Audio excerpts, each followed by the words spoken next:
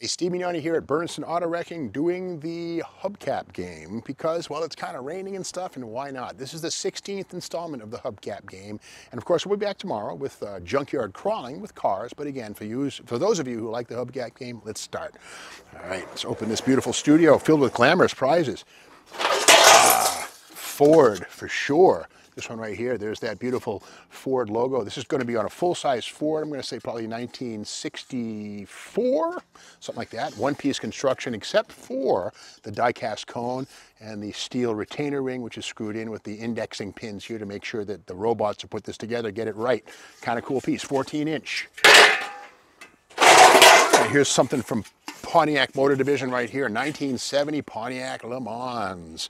And again, a multi-piece item here, stainless skin with a crimped on steel inner with a plastic center with metal, a little spring to hold it in place. No screws, nothing like that. Fast assembly right here. This probably was assembled by a machine as opposed to a person sitting at a table with pieces and parts.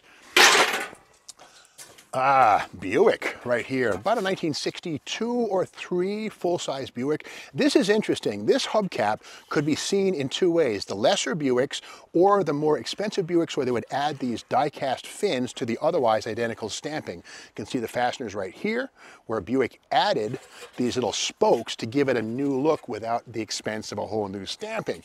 And also it maintained the corporate look. So again, full-size Buick, probably 1963, perhaps the Wildcat. But anyway, full-size Buick, 63. Speaking of Buick, here we go, 1970, 78, 79, or full-size Buick right here. This would be like a, full-sized Buick Electra or whatever it might have been with the fake wire wheel. I got to say that they went through a lot of effort to replicate the look of wire wheels with actual wire. This is a pretty heavy wheel, nicely done, but again, it's completely bogus, but it looks good. And again, the 70s were all about simulation, no real wire wheels. Who would do that?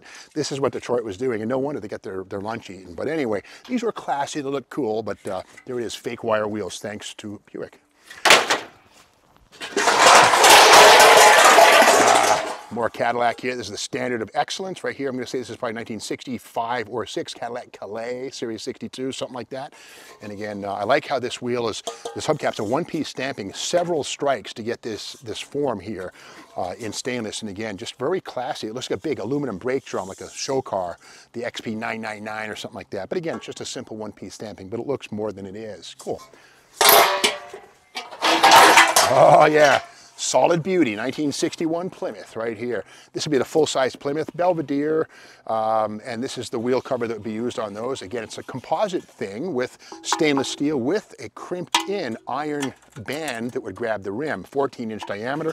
And again, these have been seen on those really weird 61 Plymouths.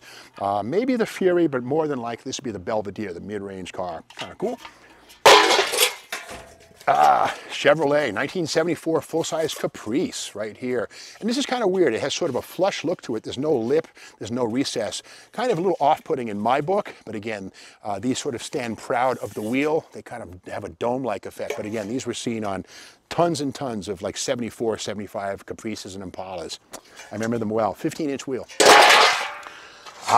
Yes, speaking of fake spinners, this is Dodge, of course, the Fratsog. Back in action with the Charger Banshee electric mobile. Fratsog has been revived, but this is going to be 1964 Dodge Polara 500 right here. And it's a 14 bolt-on spinner thing right there. And again, pretty elaborate and again, fake. And again, leave it to Detroit to make a fake spinner, but it looked good.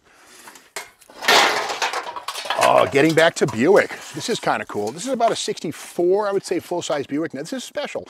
This is a stamped stainless cap with die cast, this stuff right here. It looks very exotic. That bolts into position right here. We can see all those fasteners, and this is a good looking wheel cover. I got to say, this is Buick full size 64, maybe 5. Again, beautiful looking wheel cover.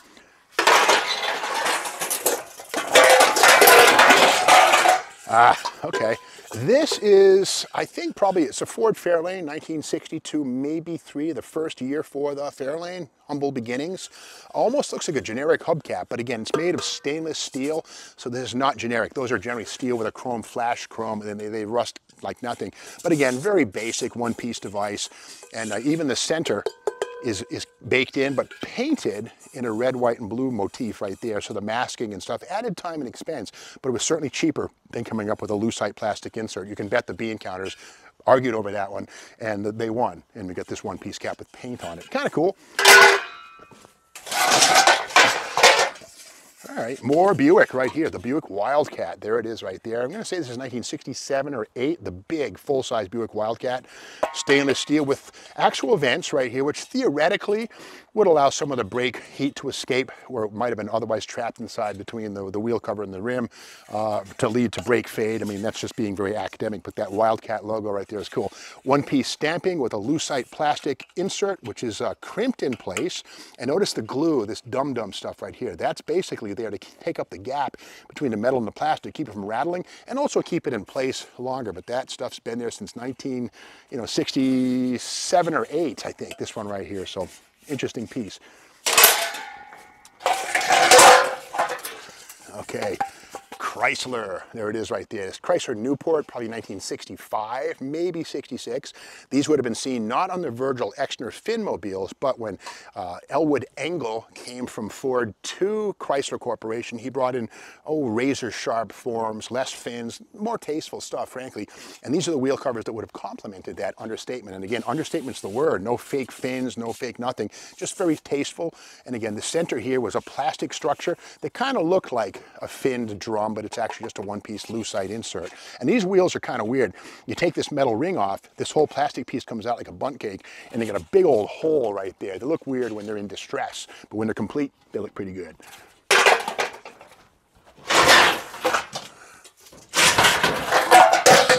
Speaking of holes, right here, right? This is what happens when the car's in the hands of its third or fourth owners, or time takes its toll. This is a Buick wheel cover from 1966 or 66, full size, I'm going to say. But again, the plastic center, which would have had the Buick Tri-Shield, is long gone. Kind of a weird one, too. This one stands proud of the wheel, no dish effect. And it's just another way of doing it. To me, I like a wheel cover that kind of tucks in, but this one pops out like a bundt cake right here again. But again, without the center, it's kind of an eyesore. It's funny how something so good can go so wrong so easily. And this, I'm going to say this is almost certainly front-wheel drive Chrysler stuff, probably a Reliant, Plymouth Reliant K-car type thing, I'm going to guess, or maybe, I don't know, who cares? Plastic, this is 1980s or early 90s, just generic front-wheel drive Chrysler stuff.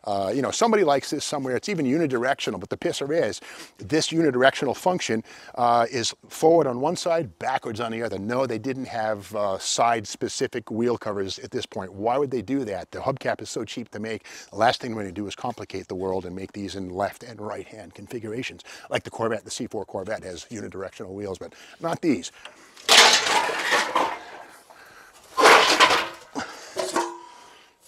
And another one, this one is almost certainly Mercury, but again, without the center logo, it's kind of hard to say, but I want to say this is almost certainly early 80s or early 80s Mercury Fox.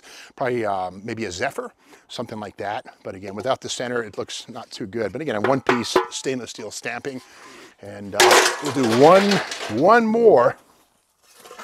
And it's kind of funny how Ford, they saved money on their trucks like never before. In fact, we saw some videos earlier this week, Ford Econoline vans. They could be so basic and so austere or so luxurious, like the Chateau Econoline. Well, this is from a very basic Ford pickup truck. It is steel, and look how it's rusting. Ford also makes some stainless, or made some stainless ones, but again, this is basic, and look how the rust is taking this one back to nature.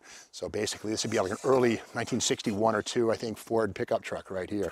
So that's Hubcap Game Part 16, and we'll be back tomorrow with more Junkyard Crawl. I'm going to get back into it, checking out the old cars here at Burson Auto Wrecking. If you like this video, be sure to subscribe to Steve Mack's YouTube channel, give it the thumbs up, ring the bell.